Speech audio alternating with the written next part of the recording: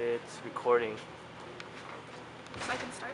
Yeah. Okay, so we're just going to start off with some background questions. So this one is just how were you raised? Did you go to Sunday school or mosque often? Like, did you have a big presence of Islam in your life growing up? I did have a big presence of Islam in my life growing up. Mm-hmm. I was raised as a Muslim, of course, in Santa Clara Bay Area, California.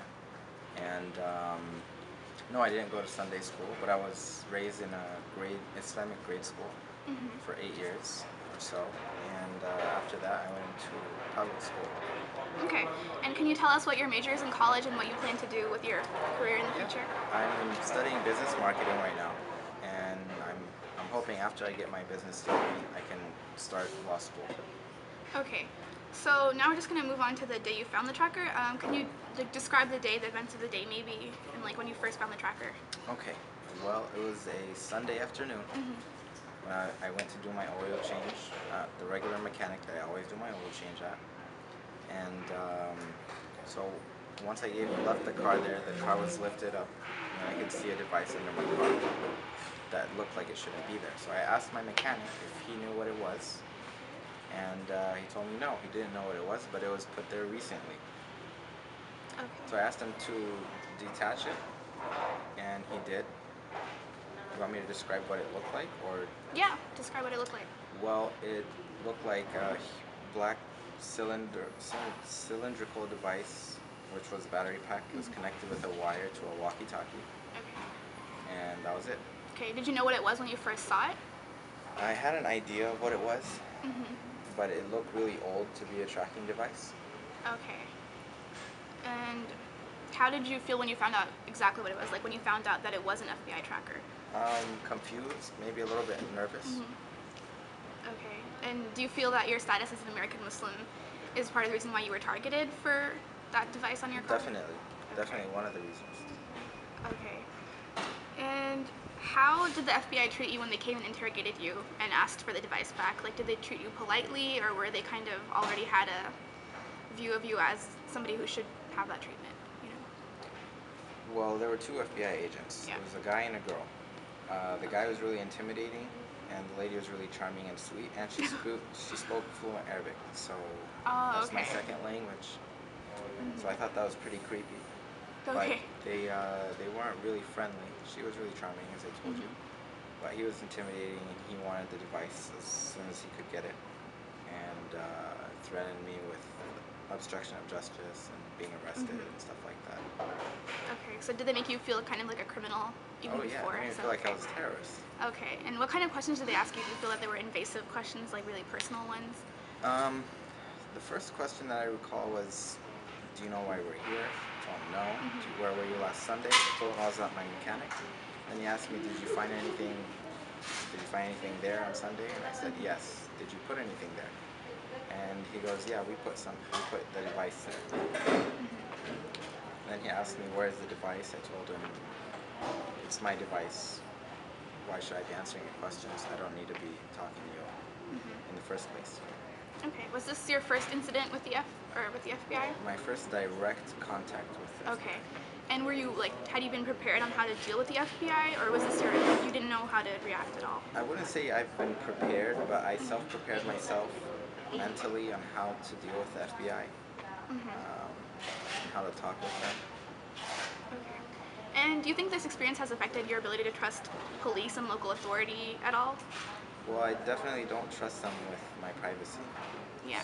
I feel violated of my rights, so I don't really trust the government. Do you think this is going to influence your desire to call them in an emergency? Like, would that affect your desire? Well, I wouldn't ever call them unless if, the only agency I would call would be in an emergency. That would be 911. I usually wouldn't be calling the FBI for anything else. Okay. And, so how has this incident affected your life in terms of getting a job, or how the community may perceive you? Do you feel like the community perceives you differently because of this incident? No, not at all. The community has known me my whole life. I was raised in this community, and I know them, almost each and every person here. And they were very supportive throughout the whole thing, until now they are. And but it has affected my life negatively in terms of job opportunities. Okay. And my reputation in a job atmosphere. Have you been denied any jobs? Or Twice. like twice? Oh, okay, so you've been denied a job because of this incident? Yes. Okay, so they brought it up with you Verbally. verbally? Okay, what did they ask you? They asked me, are you the Yasir Afifi guy going to Mission College who had a tracking device on his car? I didn't lie to them, I said yes. Okay, and they told you that they were denying you the job because of this incident specifically? In a sweeter way, yes. Okay. Alright.